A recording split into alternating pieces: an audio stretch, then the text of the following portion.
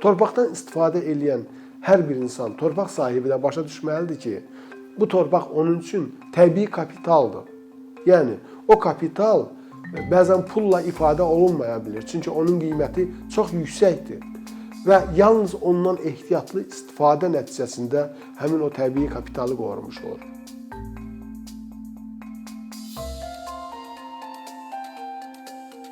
Torpağın çoxlu tərifləri var. Yəni, klassik tərifindən biri nədir?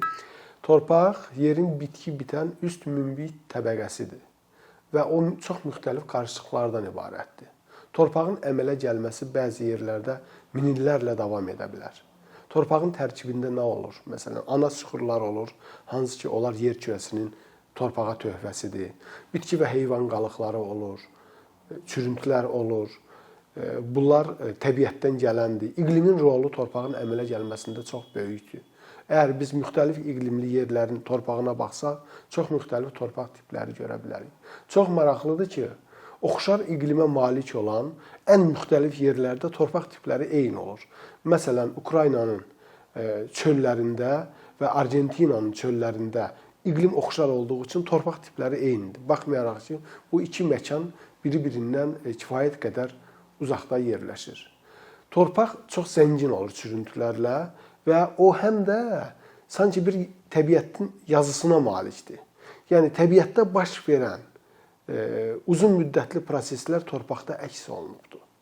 Əgər biz torpağın profilini çıxarsaq, dərininə qatsaq, üst qatın daha zəngin, daha qara olduğunu görərik və biz diqqətlə tədqiq eləsək, görərik ki, orada məsələn 100 il, 150 il bundan qabaq qalmış bitkilərin qalıqları mövcuddur.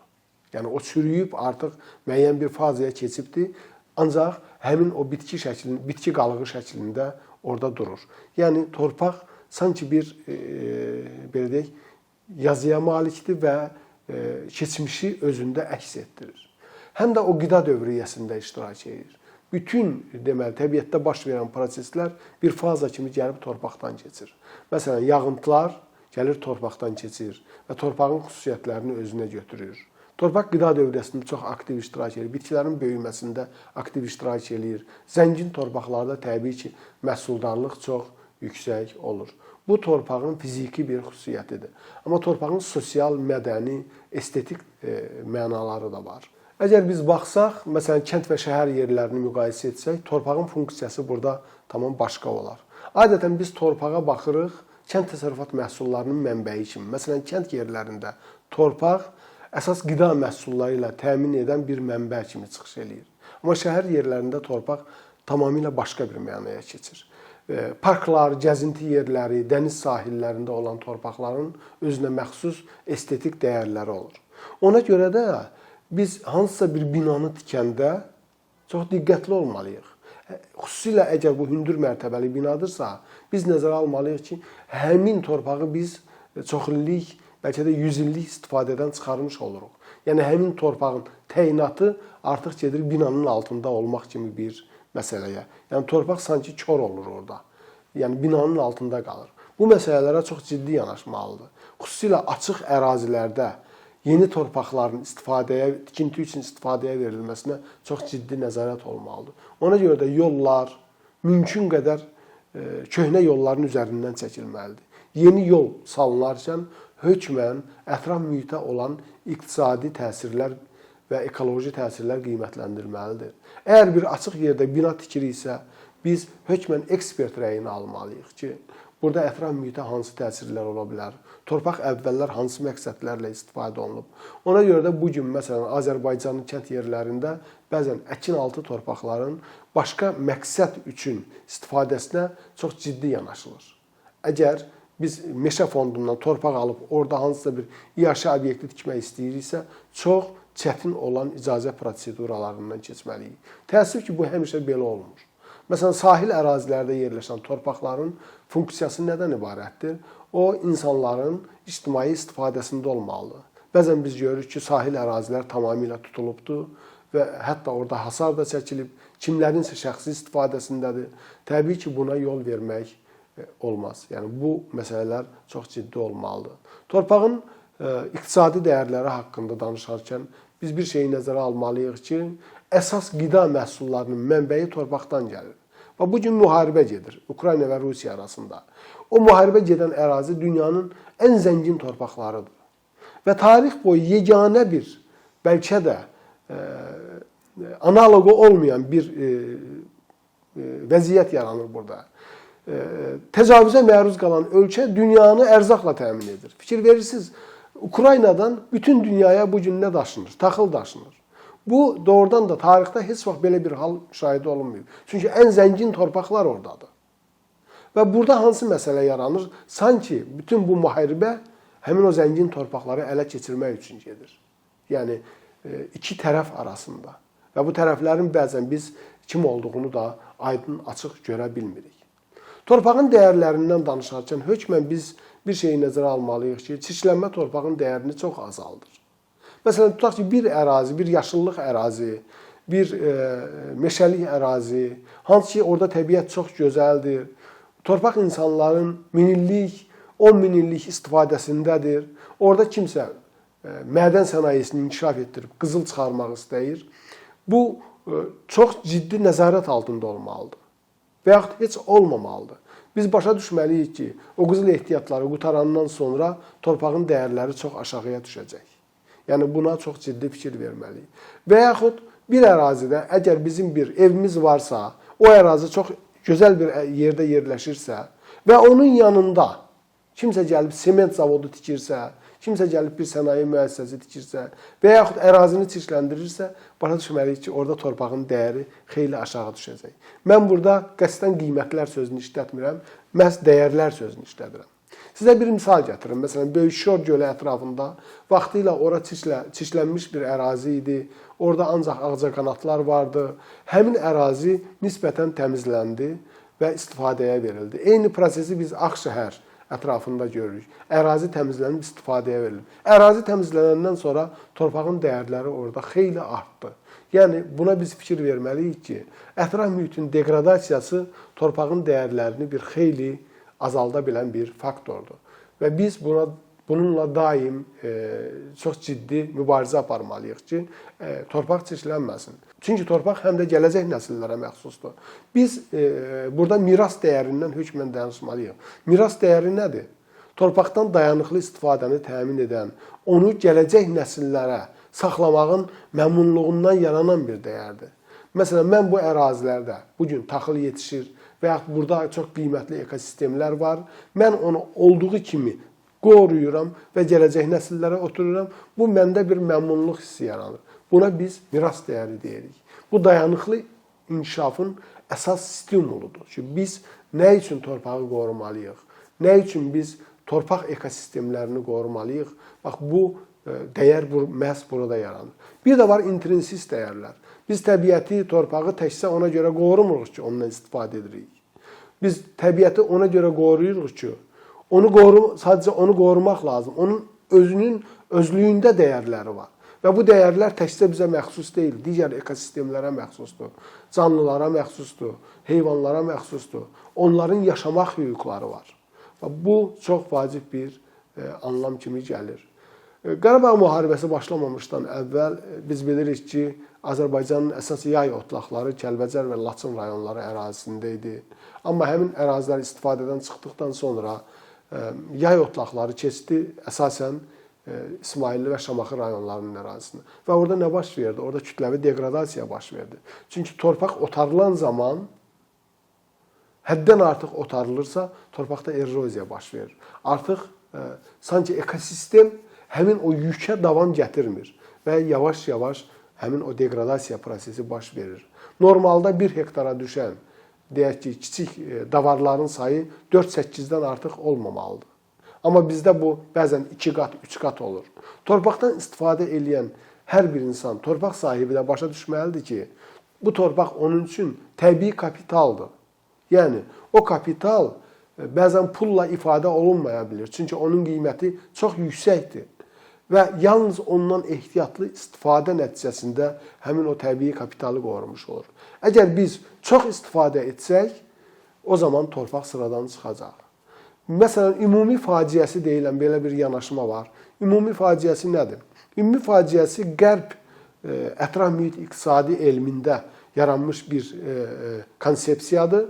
Orada nəzərdə tutulur ki, əgər biz bir yeri sahibsiz olaraq mümkün qədər çox istifadə eləyiriksə, həmin yer tədricən sıradan çıxır. Məsələn, otlaq əraziləri, əkin sahələri sıradan çıxıb, degradasiyaya uğrayıb və həmişəlik öz dəyərini o itirə bilər. Torpaqların şoranlaşması haqqında ayrıca danışmaq lazımdır. Azərbaycanın torpaqlarının əsas problemlərindən biri torpaqların şoranlaşmasıdır.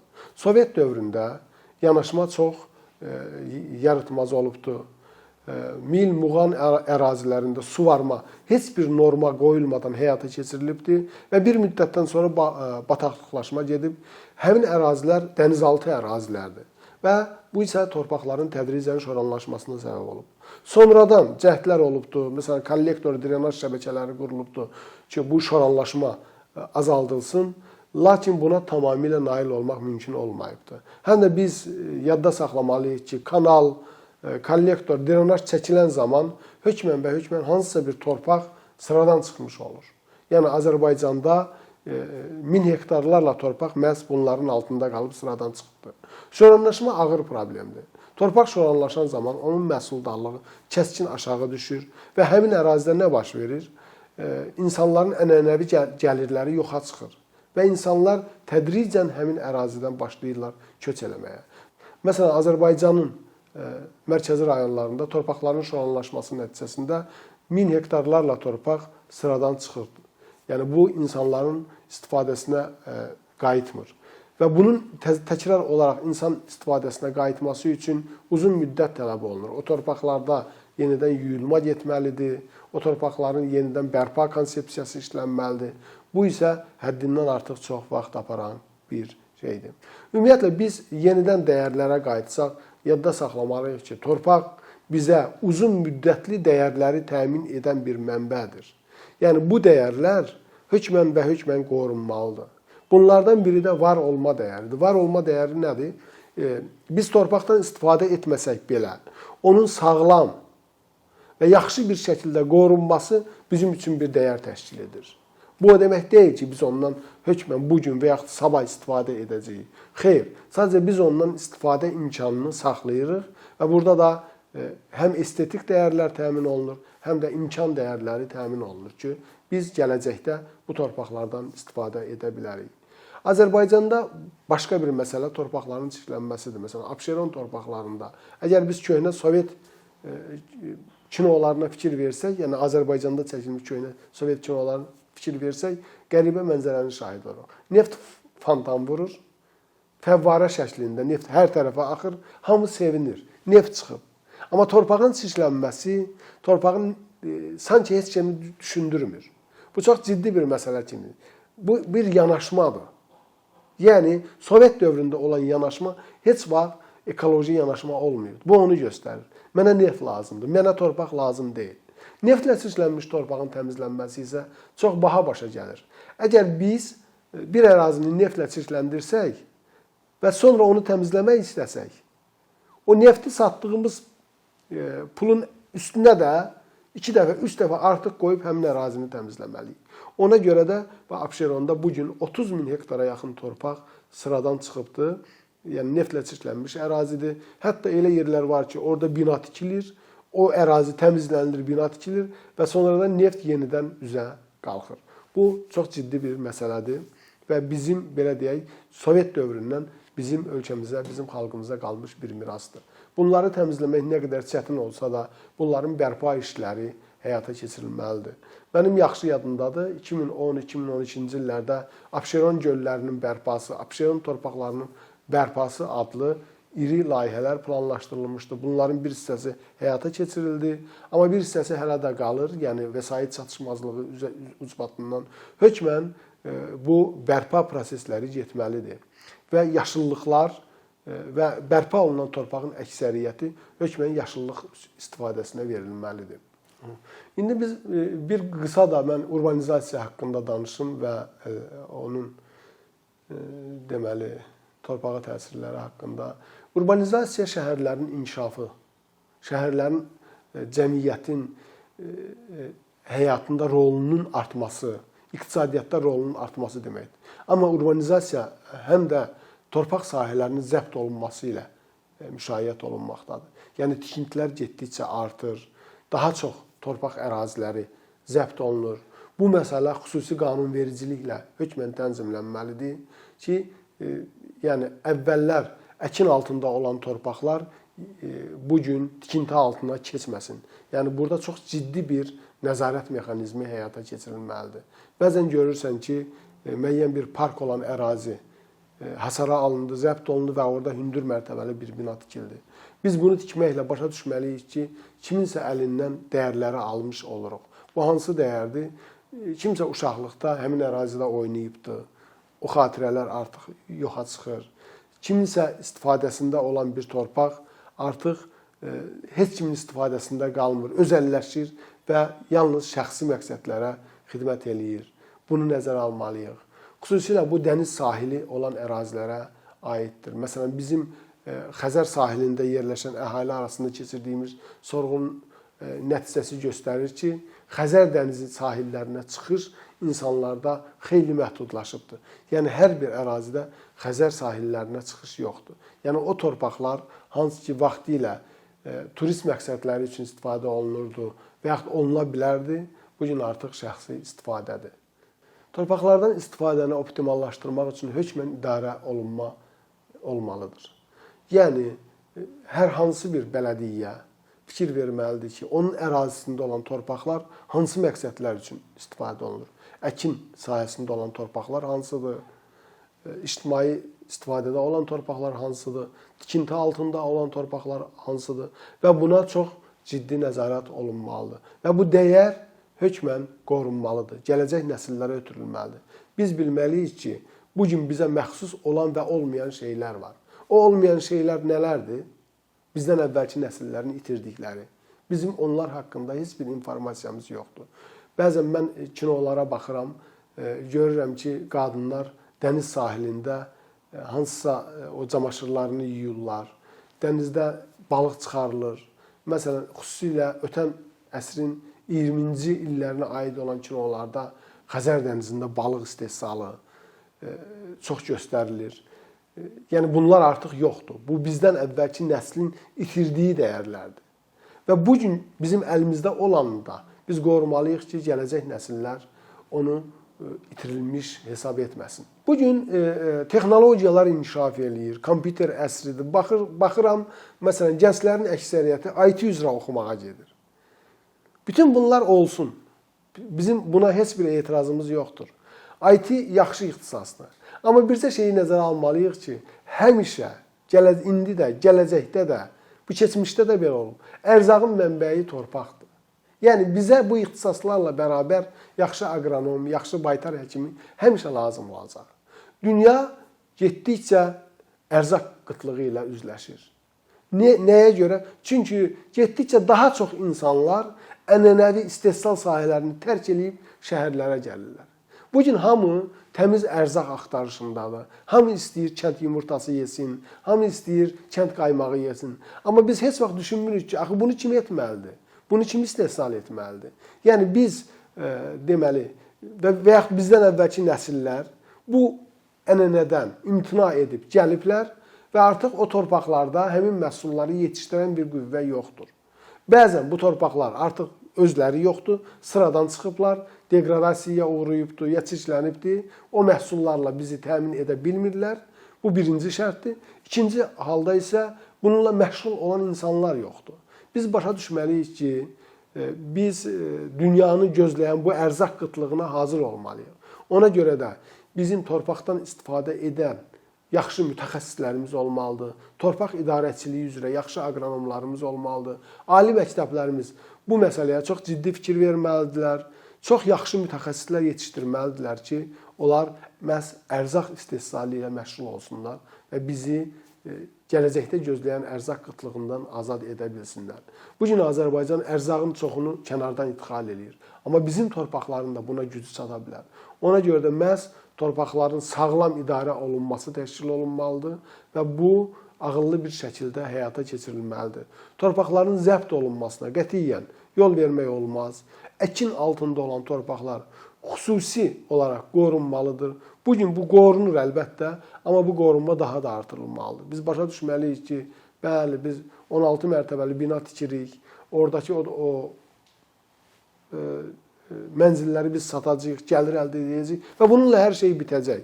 Həmin o ərazidə və ona yaxın olan torpaqlar bir daha bizə heç vaxt məhsul verməyəcəklər.